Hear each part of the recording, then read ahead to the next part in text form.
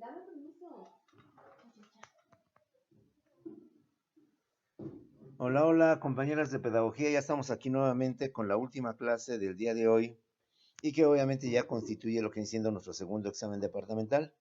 Estamos analizando o desglosando a grandes rasgos de forma muy genérica, muy general, las diversas ramas en que la pedagogía se clasifica, las diversas partes en que la pedagogía se encuentra para poder estudiar el proceso de enseñanza-aprendizaje, para poder estudiar lo que viene siendo propiamente la educación. Y de esta manera poder ubicarnos dentro de la sociología de la educación, que la podemos ver de dos maneras. Uno, como una rama o parte de la pedagogía en general, o también como una rama o una parte de la sociología también en general. Y si podemos dar sociología de la educación tanto en pedagogía como sociología de la educación dentro de lo que viene siendo propiamente la sociología. Ya desde la clase anterior empezamos a desglosar cada una de las partes o de las ramas en que se divide la pedagogía, para que de esta manera podamos entender más la problemática, la complejidad de lo que viene siendo el proceso de enseñanza-aprendizaje, sus elementos, sus aspectos, sus pormenores, sus detalles, de lo que implica todo esto. Y usted, como todo buen pedagogo, pues no solamente se limitará a exponer la clase, a dar la clase, sino también a entender todo el entorno, manejando los recursos, los métodos, las técnicas idóneas, adecuadas, precisas para cada edad, para cada grupo, para cada materia, así como también visualizando pues, la problemática del menor o la problemática del educando que uno determinado pueda presentar y que a veces confundimos, ¿sí? Ejemplos típicos, la persona que no ve bien, la que tiene la famosa miopía, otro tipo de enfermedades, porque el alumno nunca dice nada, nunca dice nada, hasta que el prefecto o la autoridad o el propio padre de familia te dice, oiga, disculpe, ¿y mi hijo dónde se sienta? Le digo, pues el hijo se sienta hasta la parte de atrás.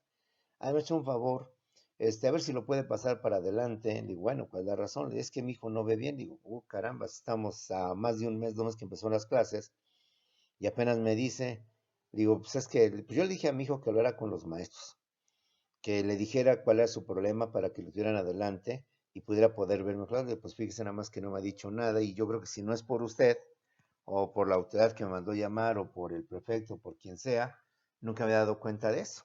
Entonces, a veces hay que ser muy cuidadosos en ese sentido, sobre todo ustedes que pues manejan los preescolares, las primarias.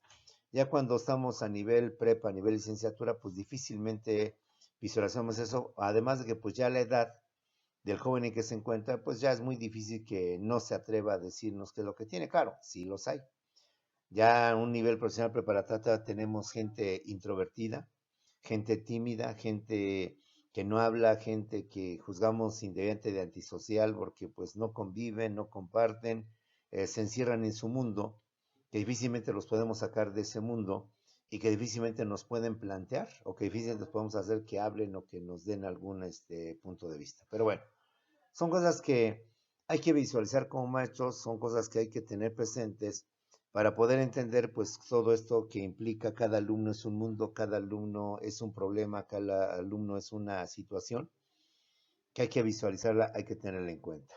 Bajo esta perspectiva, seguimos analizando lo que viene siendo nuestra clasificación de la pedagogía y todas las partes o las ramas que estudian lo que viene siendo la educación o el proceso de enseñanza-aprendizaje.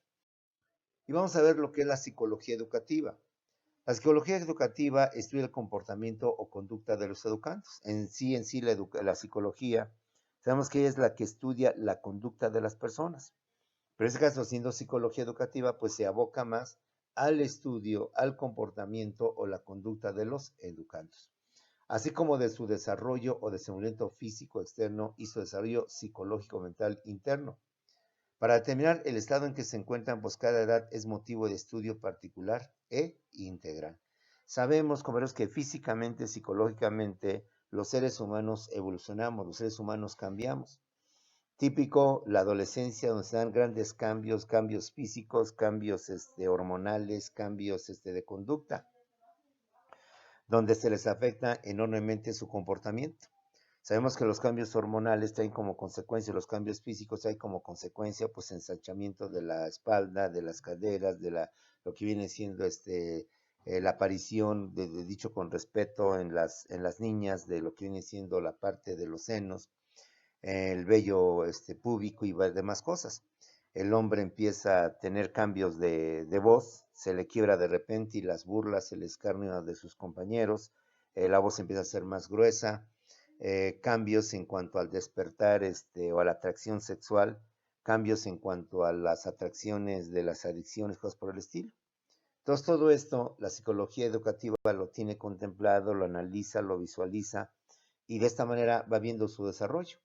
De hecho, como lo vamos a ver ahorita, pues la psicología nos habla de diversas etapas de desarrollo. Nos habla de lo que es la infancia, lo que es la niñez, de ahí pasamos a la pubertad, de la pubertad a la adolescencia a lo que es la juventud, de la juventud entramos a lo que es la madurez, de la madurez pasamos a la adultez y entramos a lo que viene siendo los famosos adultos mayores. Y dentro de los adultos mayores encontramos lo que es el viejo, después del viejo lo que es el senecto, o bueno, hecho la vejez, la senectud, y después lo que viene siendo la longevidad. Y aún así, con esas clasificaciones, todavía hay muchos psicólogos o biólogos que no se ponen de acuerdo, porque yo he visto libros donde inclusive omiten la pubertad y la consideran como parte de la adolescencia, o bien omiten la adolescencia, consideran como parte de la juventud y cosas por el estilo. De igual manera, la longevidad.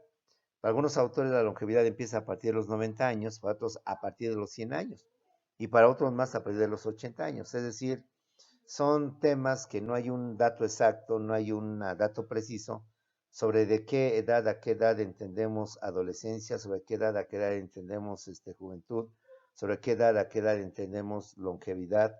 Bueno, longevidad pues hasta que se muera uno, pero a partir de qué momento empieza la longevidad, ¿sí?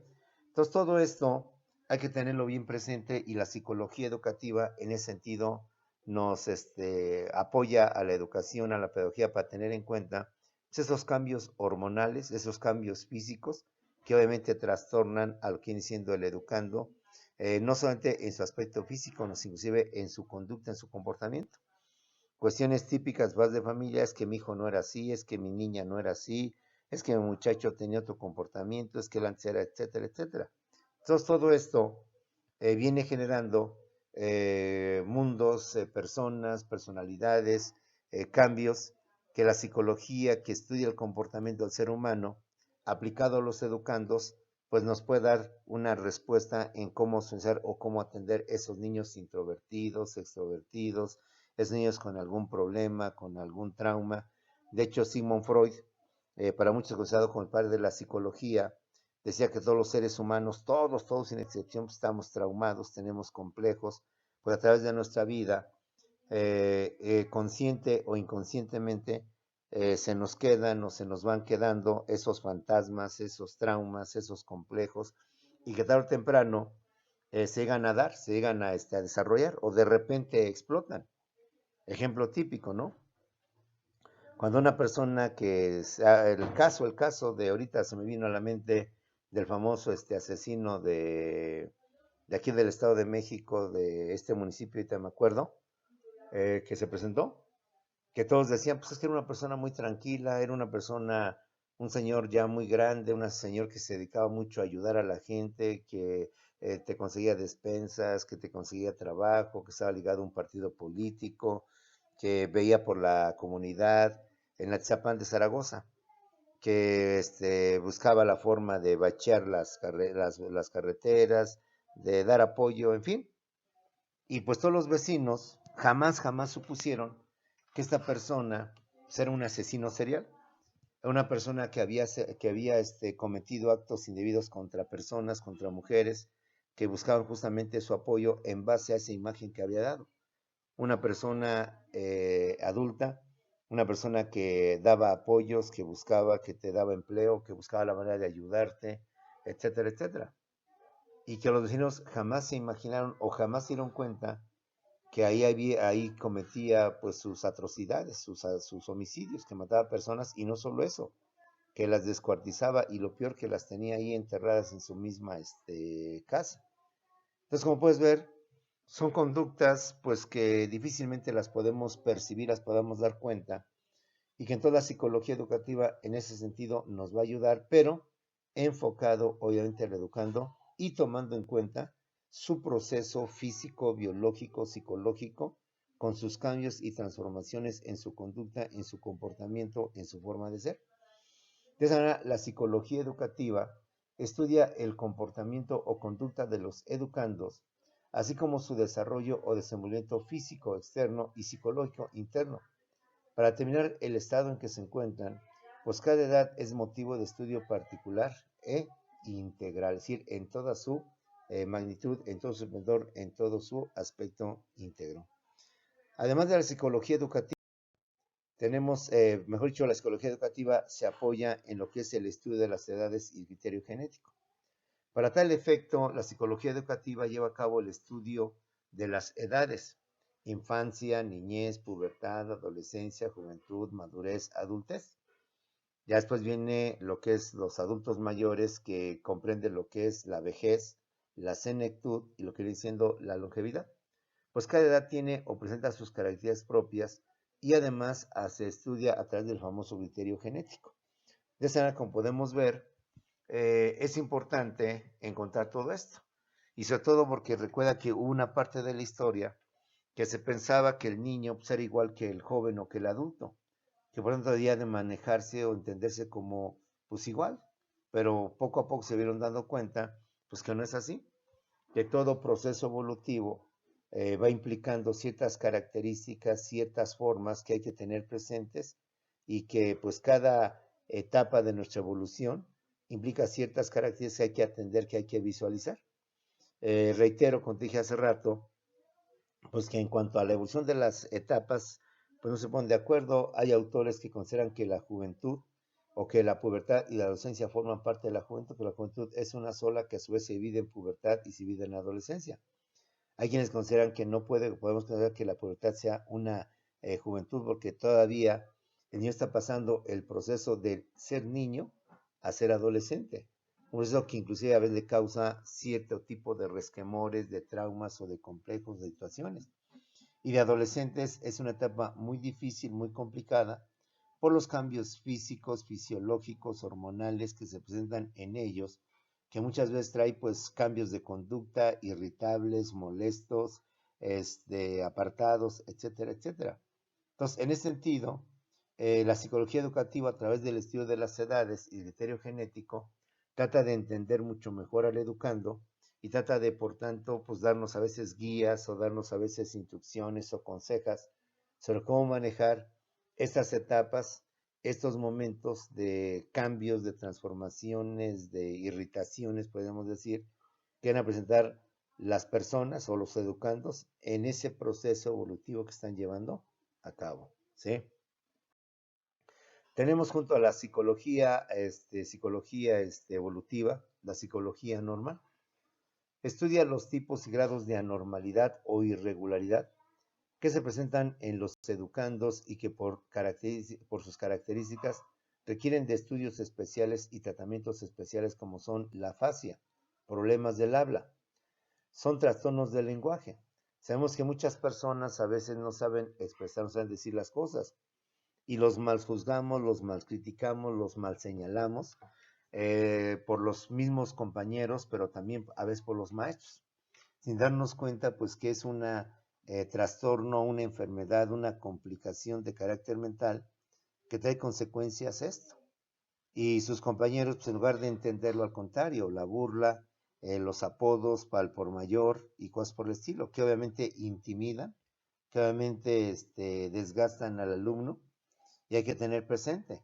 Y hay que tratar de visualizar ese tipo de trastornos del lenguaje para que en un momento determinado se les pueda ayudar, se les pueda dar el apoyo que se requiera o que se necesite, ¿sí? Tenemos también lo que viene siendo además la alexia, que es leer sin comprender, y que es una situación que también se presenta mucho y que yo al menos insisto en los cursos de Comipen, para el examen a Comipen, para el examen a la UNAM y al Politécnico, hay una materia que se llama comprensión de la lectura. Entonces, comprensión de la lectura, ahí se tienen también muchos problemas. ¿Por qué? Porque digo a los jóvenes, este es uno de los exámenes más fáciles al cual te vas a enfrentar. ¿Por qué? Porque te van a poner una lectura, un texto de una lectura, un fragmento de una lectura. Lo increíble es que las respuestas ahí están, ahí están. A lo mejor nos ponen un tema que a lo mejor ni tú ni yo conocemos, pero no te preocupes. ¿Por qué no te preocupes? Porque las respuestas están en la misma lectura. Solo es que al momento que vas leyendo, vas comprendiendo. Si tú lees y tú comprendes, en consecuencia vas a ver responder. Pero si lees y no comprendes y no entendiste y no subís lo que se trata de la lectura, entonces cuando trates de llegar a la respuesta, llegas a respuestas, no vas a poder dar la respuesta. Vas a tener lo típico. Como ya no nos gusta volver a leer, nos cansa, nos choca estar leyendo una y otra vez, entonces vas a estar buscando a ver dónde está, por aquí vi la palabrita. Y por azares del destino se nos aparece la palabra, ya no la encontramos. Un tema, por tanto, que no sé cómo llamarlo, no soy psicólogo, que yo visualizo en la mayoría de los jóvenes, o al menos en una gran parte de ellos, es que no tienen comprensión de la lectura. Sí leen, y aún así, permíteme leen, pero pues también con muchos problemas, pero creo que ya no son problemas tanto de psicología. Leen pausado, leen sin respetar los signos de puntuación, inventan palabras, se comen palabras, se saltan párrafos, pronuncian mal, o sea, una cosa espantosa. Pero algo fundamental en los exámenes de Comipems, en los exámenes de ingreso al Poli de la UNAM, es que una parte, y de hecho algunas instituciones tienen un libro especial llamado Comprensión de la Lectura, que no son sino más que una serie de lecturas. Algunas son muy pequeñas, algunas son muy grandes, de 2, 3 cuartillas, en donde, como les digo al joven, y reitero, mira, este examen es uno de los más fáciles. ¿Por qué? Porque aunque yo no conozco el tema, por ejemplo, botánica, por ejemplo, zoología, por ejemplo, no sé, algo de informática que no conozco, pues no te debes de preocupar. ¿Por qué? Porque en este examen no es de conocimiento, sino que simplemente entender y comprender lo que estás leyendo. Es decir, las respuestas de las preguntas que te van a hacer, las tienes ahí en la lectura. Ahí las tienes. Entonces, si tú lees y comprendes la lectura, mira, pasas a la pregunta y luego, sí, es esto, es aquello. Porque entonces comprendes la lectura y no hay ningún problema. E increíblemente, los jóvenes no llegan a comprender la lectura. Para que quede más claro, muchas veces les digo, cuando empiezo con esta materia, comprensión de la lectura o comprensión lectora, que algunos le llaman así. A ver, jóvenes, pongan atención a la siguiente lectura. Les dejo ahí que lean cada uno en lo individual, 3 veces la lectura. Conforme terminen, levanten la mano. Van levantando la mano, muy bien. Muy bien, segunda lectura. Cada quien mentalmente, individualmente, procedan a su lectura. Ya, se acabó. Obviamente yo ya la leí también con anticipación y entonces les digo, a ver, jóvenes, ¿de qué trata la lectura? ¿Quién es el personaje principal? ¿Es hombre o mujer? ¿Cómo se llama? ¿Quién es la persona que interviene en la obra, etcétera, etcétera? ¿Qué características tenía esta persona según la lectura? ¿Qué fue lo que le dijo fulano perengano? ¿En qué lugar se encontraron cuando pasó esto? ¿Cuál fue el final? ¿Qué le pasó a fulano? Etcétera, ¿no? Y te diré, de un grupo de 40, si 2 o 3 levantan la mano, o 5, ya son demasiados, ¿eh? O los demás son muy tímidos, o los demás de plano no entendieron ni comprendieron la lectura. Entonces, este es un problema que se manifiesta, o que los que damos ya prepa, los que damos prepa, los que damos licenciatura, nos damos cuenta que pues no. Entonces no sé cómo llamarle, no soy psicólogo, si es un problema general, si es un problema educativo o es un problema mental que las personas ya traen consigo, pero todo repito, por la gran cantidad de personas que tienen ese problema, pues ya no me atrevería a decir si es una patología, por así llamarlo, si es un problema que se tiene. Pero sí yo lo he visto en el sentido de que el Poli, la UNAM, la UAM y Comipems les pone una parte de comprensión de lectura. Y de hecho dan un tip. Antes de leer la lectura, lee las preguntas, nada más las preguntas sin leer las respuestas, para que te apoyes y al leer las respuestas más o menos ubiques qué es lo que te van a preguntar, porque obvio, todo lo que viene en la lectura no te lo van a preguntar, solo parte de ello. Entonces, a través de leer las preguntas antes de leer la lectura, te das más o menos y te das cuenta qué es lo que te van a preguntar. Y por tanto, mentalmente puedas entender dónde debes de enfocar más tu atención todavía y no completamente en otras cosas. Y aún así, con ese tipo de tips o de consejas o de apoyos que se da a lo que viene siendo el alumno, aún así el alumno tiene ese problema. Y reitero, en un grupo de 40, de 30 alumnos que he tenido, nivel para superior, para ingresar a la UNAM, al Poli, para ingresar a la prepa de Comipems, veo ese problema muy grave, pero muy grave. Hay una lectura que me gusta mucho que toman de Platero y yo, de la lectura de Platero y yo, donde hablan de un niño, del niño tonto. Es una lectura que yo creo que habla de unos 3 párrafos, 4 párrafos, con unos quizás 30 renglones o 20 renglones, no menos, yo creo que unos 20 renglones, ¿sí? Y las preguntas, pues difícilmente las contesta el alumno, difícilmente las contesta el alumno, increíblemente difícil. Es una lectura pequeña, corta, difícilmente las contesta el alumno. O sea, como que le falta esa parte, ese problema llamado alexia. Vuelvo a repetir, no soy psicólogo, no sé si es una patología, una especie de enfermedad que se da en todos o nada más en algunos casos, pero pues ahí te lo paso al costo. Un problema, un trastorno que se presenta muchas veces en los jóvenes, quizás falta de atención, quizás distracción, quizás lo que tú quieras, pero este problema está muy genérico, que es leer sin comprender.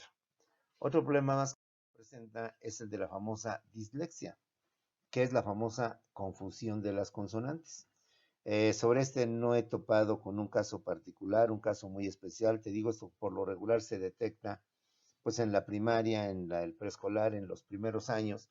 Ya cuando manejamos prepa o licenciatura, pues difícilmente lo he llegado yo a detectar, el que las personas o los jóvenes o los niños lleguen a confundir las consonantes. Lo que sí se da, pues tú y yo lo hemos visto, seguramente es la famosa situación de la confusión de las consonantes en cuanto a su pronunciación.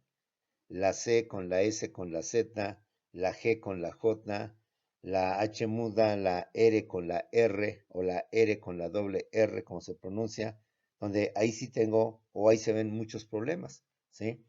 Y de hecho en español pues, se trata de corregir eso a través de las reglas, cuando se escribe con C, cuando se escribe con Z, cuando se escribe con S, cuando lleva acento, cuando no lleva acento, cuando el sonido G y el sonido J sigan a confundir, en qué momentos se maneja la J o se maneja la G, etcétera, etcétera, ¿no?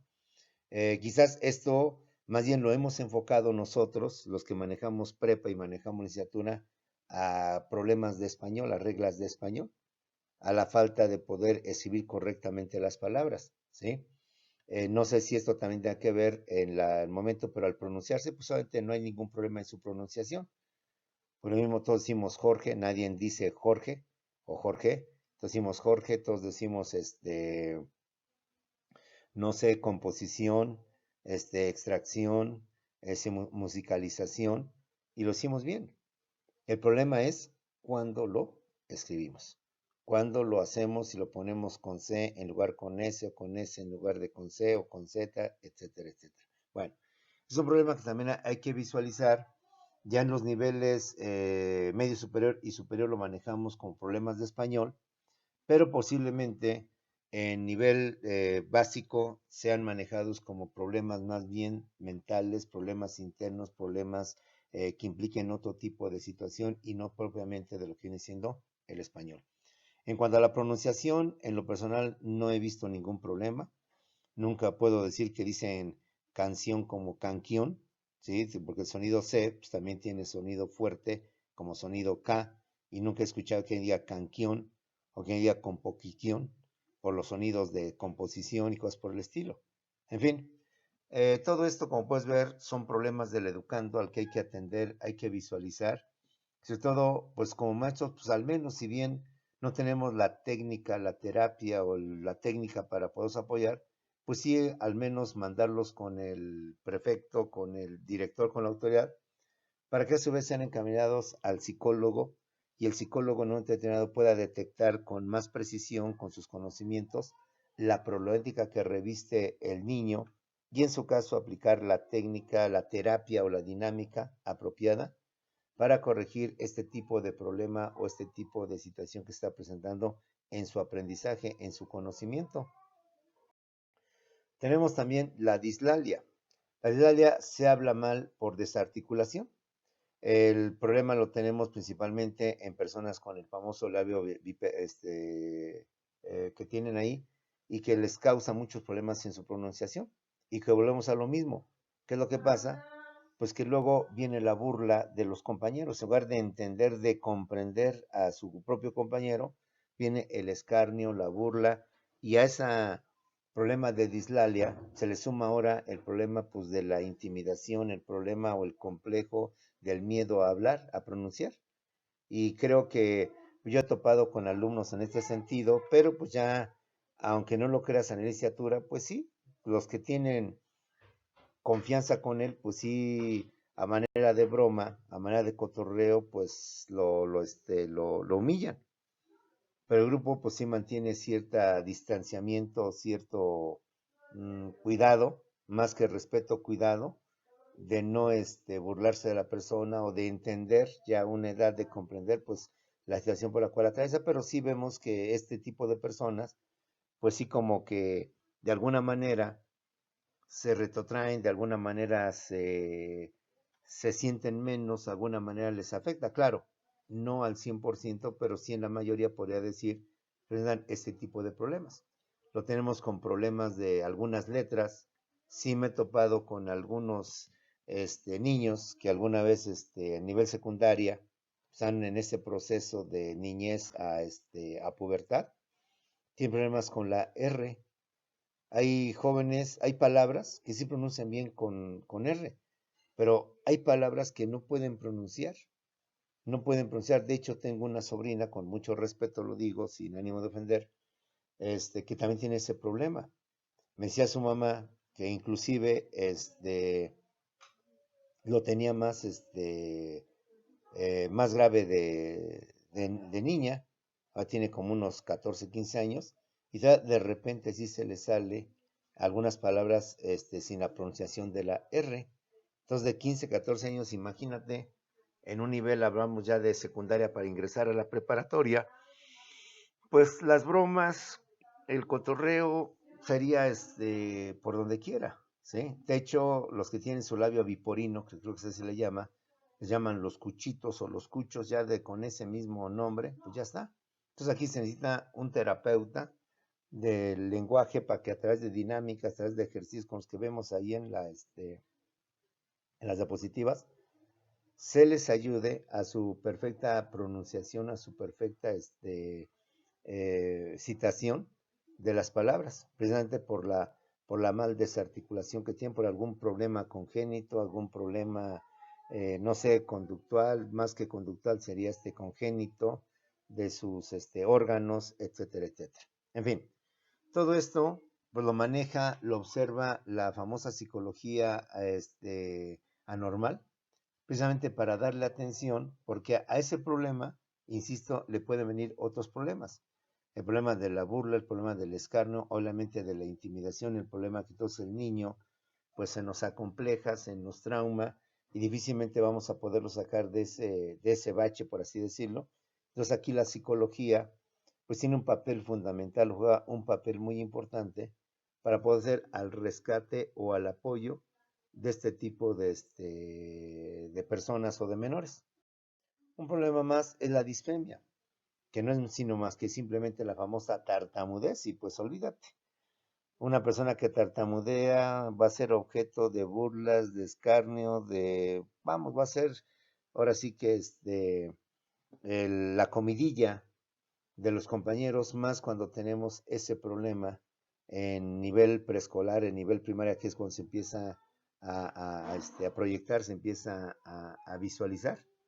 Entonces, jóvenes maestras, pues tienes ahí mucho que atender, mucho que ver, no solamente traspasar fórmulas, dar ejercicios, sino también visualizar los problemas que en un determinado pueden presentar este tipo de personas, este tipo de educandos, que en su pequeña edad se les empieza a desarrollar, se les empieza a dar. Tenemos un último dentro de los muchos, no son todos. La disartría, que es la parálisis o entumecimiento muscular de articulaciones, en donde también tienen complicaciones para poder pronunciar, para poder decir las cosas, para poder decirlo correctamente. Y que a veces pues, los confundimos como un niño flojo, un niño que no pone atención, un niño que no quiere aprender, un niño haragán, un niño lo que tú quieras. Entonces hay que entender ese galimatías del proceso de enseñanza-aprendizaje, esta encrucijada que significa meternos al aula para que los alumnos aprendan qué es la finalidad principal de la educación, pero sin olvidar lo que es su entorno, la problemática, la situación que presenta cada educando. Y en un grupo de 40, de 30, hasta de 50 alumnos, imagínate detectar caso por caso, situación por situación, pues solo la experiencia te irá dando y pues las corazonadas o la intuición que algo tiene ese joven, que algo presenta ese niño, que algo le pasa a ese niño, que él no es así.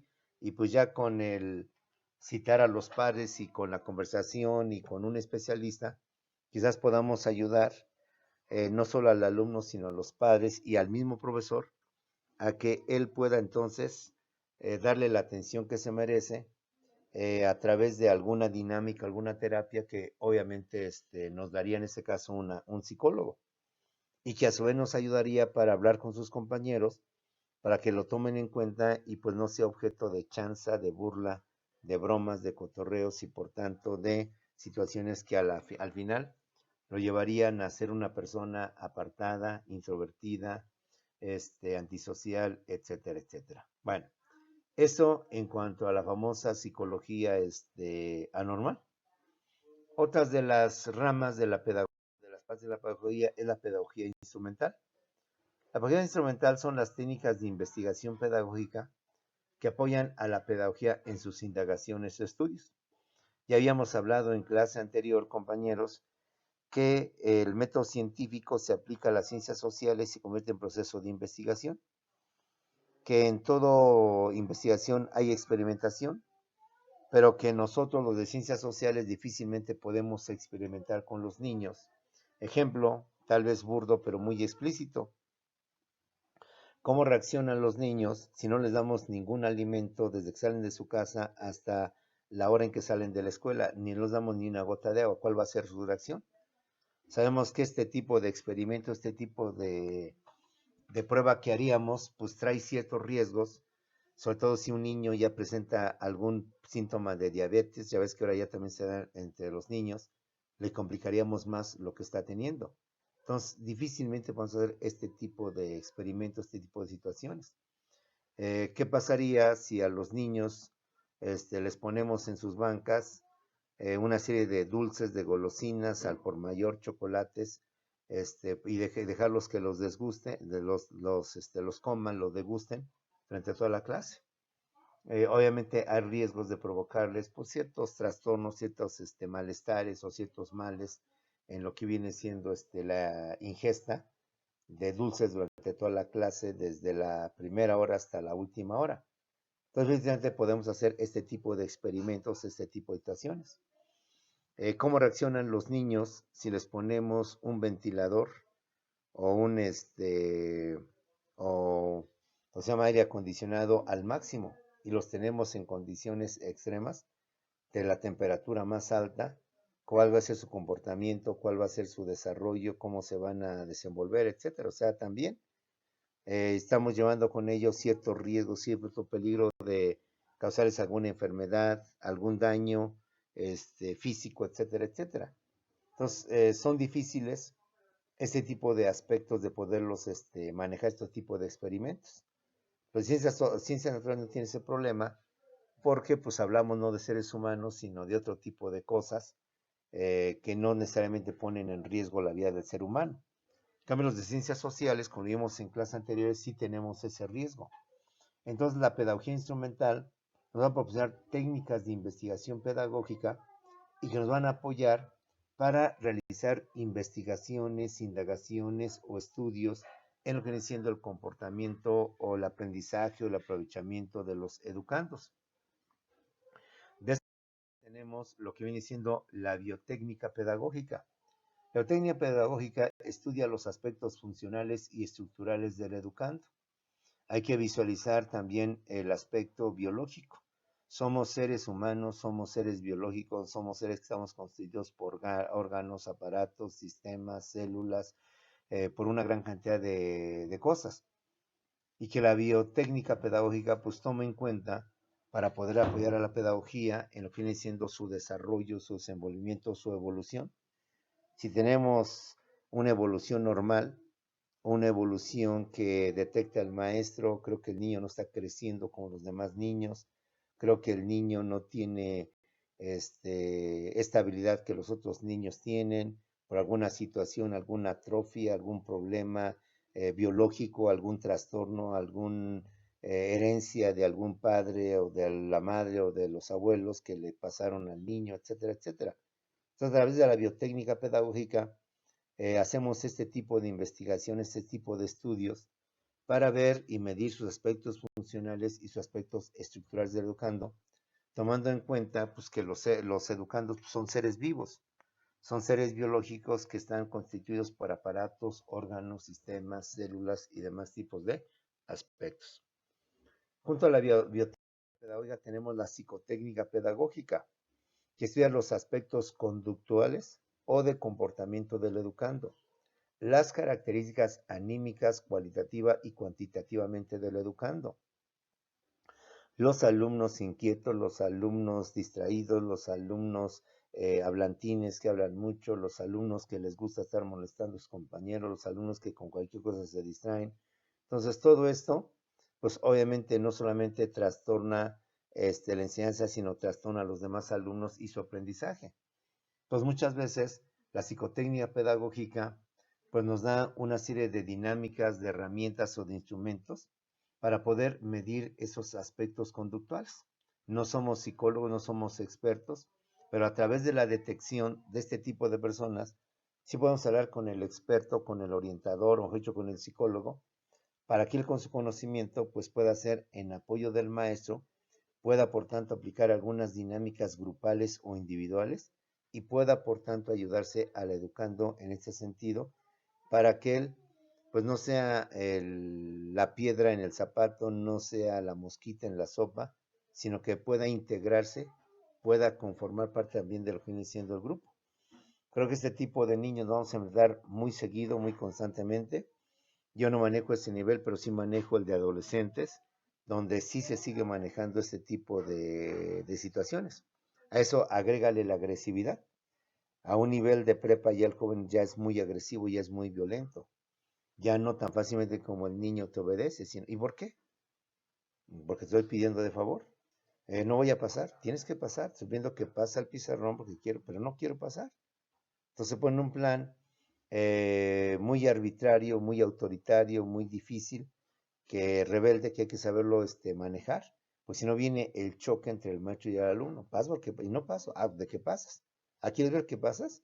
Pues a ver, páseme. A ver, oblígueme. Entonces, no hay que llegar a esos niveles, porque entonces viene un enfrentamiento, un choque. Y pues sí, en ese sentido sí los he vivido, sí los he experimentado. Claro, cuando empecé a dar clases, donde pues ahí el alumno se te pone altanero, el maestro tiene que demostrar que él es la autoridad, y entonces la autoridad pues no solamente se muestra con fuerza, sino se tiene que mostrar con otro tipo de situaciones, ¿sí? Y pues lo más fácil, al menos en lo personal, oye, quiero que, no pasa, no vas a pasar, bueno, se lo paso a la autoridad, al director, pues ni modo, no hay de otra. Enfrentarme con el alumno, a ver quién cede y a ver quién puede más, pues no. Creo que es muy desagradable cuando un alumno y un maestro se enfrascan en que sí, en que no paso, si pasa, si pasa lo que te digo y no paso lo que no quiero, etcétera. Pues cortar por lo sano. ¿No quieres pasar? Bueno, ¿sabes qué? Vamos a dirección. No me queda otro camino que reportarte en dirección y que ahí la autoridad pues tome las medidas pertinentes y si es necesario pues hablar al padre. Disculpe, director, o al orientador o a la persona, la instancia superior que está arriba de mí como maestro. Traigo a este alumno porque ahorita en la clase pues no está anotando, le pedí de favor, a esto también hay que tener mucho cuidado porque si le dices cosas, pues, el alumno te las va a reventar. Es que el maestro me dijo, a ver, pásale tú, tonto. Pues como tonto. Y ahí le estás dando defensa para que diga, no, el problema no es el alumno, el problema es usted, maestro. ¿Sí? Yo le pedí correctamente al joven que pasara, o que él me diga si yo le dije algo inapropiado, le dije algo incorrecto. Le dije, maestro, le dije, alumno, ¿pasa por el pizarrón? Me dijo que no pasara y se puso en su macho de que no. Entonces yo no voy a discutir con él, no voy a obligarlo, ni voy a jalarlo de su banca y traerlo hasta acá. Mejor se lo traigo a usted para que usted hable con él, diga qué problema tiene, que no acata las órdenes del macho. Y se acabó, y santísimo problema. Te evitas ese tipo de situaciones y cualquier situación a futuro, pues ya, el director, por lo general, el orientador, manda llamar al papá, a la mami y le reporta. Ya vas tú. Entonces ahí trata de tener medios de defensa y no medios que ataquen. Es que mi hijo dice que usted le dijo tonto, es que mi hijo dice que usted le aventó el borrador, es que mi hijo dice que usted, etcétera, ¿no? No, no, no, jamás, jamás. Y vamos al grupo si yo le dije a su hijo tonto. Jamás, y vamos al grupo a ver si yo le aventé el borrador. No está en mí hacer este tipo de actitudes. Sí, hay que tener, ser muy fuertes, no corresponder a sus conductas y tratar de mantener la calma en todo momento. Bueno, esa es la psicotécnica pedagógica. Y tenemos también la sociotécnica pedagógica. La sociotécnica pedagógica estudia al educando para caracterizarlo, para determinarlo como miembro de un grupo y como receptor de la influencia que recibe. Sabemos, y esto lo entendemos, que es muy típico cuando un alumno pasa de primaria a secundaria preparatoria, donde los amigos, las amistades con las que se junta, lo hacen cambiar completamente. Y escenas típicas de los padres de familia. Es que mi hijo no era así. Es que mi hijo era un muchacho dedicado así y ahora se me ha vuelto así, etcétera. Pues sí, porque los nuevos amigos que tiene, pues lo llevan a las adicciones, lo llevan a que eres un niño regañado, eres un niño que malcriado, que te pegan en tu casa, que te traen como niña, etcétera. Entonces el niño, para demostrarles que no es ninguno de este tipo de cosas, se empieza a comportarse igual como se comportan sus amigos, a fumar, a llegar tarde, etcétera, etcétera. Toda la sociotécnica pedagógica trata de medir, trata de establecer esos cambios abruptos que están en el educando a través de técnicas de estudio, a través de cuestionarios, de entrevistas con su clase anterior, ir viendo o midiendo esos cambios, esa influencia que tiene su entorno hacia lo que vienen siendo los jóvenes. Toda la sociotécnica pedagógica en ese sentido nos apoya, nos ayuda para que de esta manera podamos entender estos cambios, esta influencia que se ejerce sobre el educando tanto en el grupo como también de receptor de sus amigos o compañeros. Para terminar, tenemos lo que estoy diciendo la pedagogía comparada.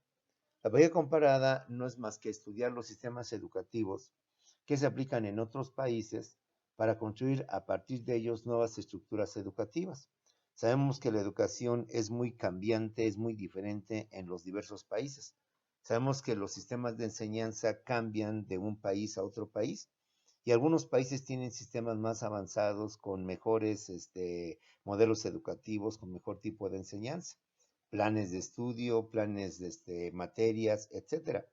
Entonces se estudia estos y se hacen estos comparativos para ver en qué esos países está mejor la educación, en qué está peor y qué podemos aplicar de ellos en nuestro país.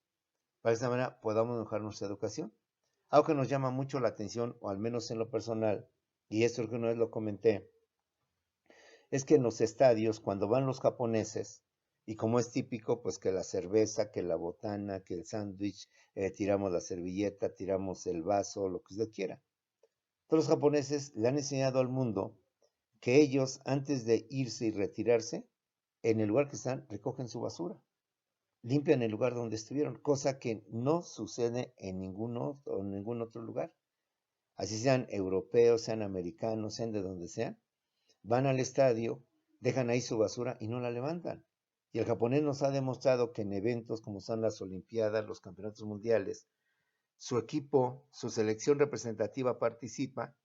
Si bien ellos, al igual que todos los demás, consumen y quizás tiran basura, ellos tienen la cualidad, por efectos de su educación, por efectos de su enseñanza que han llevado, de limpiar el lugar donde se encuentran, de dejarlo limpiecito.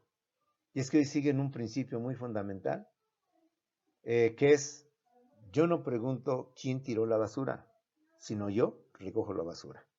En México, ¿quién tiró esto? ¿Quién hizo esto? Hazlo, recógelo. No, los hombres tienen esta idea. Yo no pregunto quién tira basura. Yo soy el que recojo la basura. Entonces, tenemos ese tipo de pensamiento, tipo de educación, quizás cambiaríamos. El japonés en la educación lleva una muy importante que se llama la calidad total. Algún día, si hay oportunidad, platicaremos sobre este concepto de calidad total que se aplica en Japón y que les ha permitido tener este tipo de educación, este tipo de, más dicho, este tipo de comportamiento, que difícilmente, o al menos no se ha demostrado que otros países, otras naciones, sus ciudadanos, apliquen este mismo sistema de limpiar el lugar donde se encontrar. Bueno, jóvenes, pues con esto hemos terminado de ver a grandes rasgos, a muy grandes rasgos, todas las ramas o aspectos en que se divide la famosa pedagogía y todo lo que implica el proceso de enseñanza-aprendizaje, que es muy amplio y muy complejo. Ya en la siguiente clase nos dedicaremos a ver la sociología educativa como parte de la pedagogía y como parte de lo que viene siendo las ciencias de la educación, junto con la psicología de educación y la biología de la educación. Nos vemos en unos cuantos segundos en Zoom para ver las tareas, para preguntarte y ver también las siguientes actividades que tendremos para la próxima semana. Nos vemos en unos cuantos segundos en Zoom, compañeras.